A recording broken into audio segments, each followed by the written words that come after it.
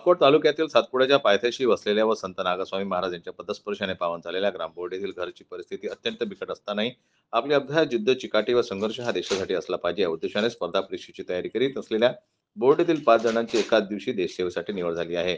यामध्ये 4 मुलांची केंद्रीय राखीव पोलीस दल व एका मुलीची केंद्रीय औद्योगिक सुरक्षा दलामध्ये निवड झाली.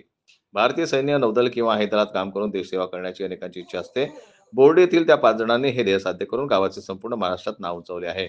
बोर्डी येथील गोपाल फुकट, पवन गावंडे, नितीन गावत्रे, अतुल हिंगणकर यांची केंद्रीय राखीव पोलीस दलात व वैष्णव इंगळे हिची केंद्रीय औद्योगिक सुरक्षा दलामध्ये निवड झाली आहे. विशेष म्हणजे मागील काही दिवसांपूर्वी बोर्डीतील गणेश तीरगाम, जीवन देशमुख यांची महाराष्ट्र गृहरक्षक दलामध्ये निवड झाली होती. असे एकूण 7 जणांची निवड झाल्यानं त्यांचे गावात मित्रमंडळ करून जोरदार स्वागत करण्यात आलं आहे. त्यांना पुढील वाटचालीसाठी गावकऱ्यांच्या वतीने हार्दिक शुभेच्छा देण्यात आल्या. तसेच नागास्वामी इंग्लिश स्कूलच्या वतीने मुख्याध्यापक सुरेश गायकवाड यांनी त्यांचा सत्कार केला. जनमत लाईव्ह न्यूजसाठी देवानंद खेरकर यांची रिपोर्ट अकोटहून.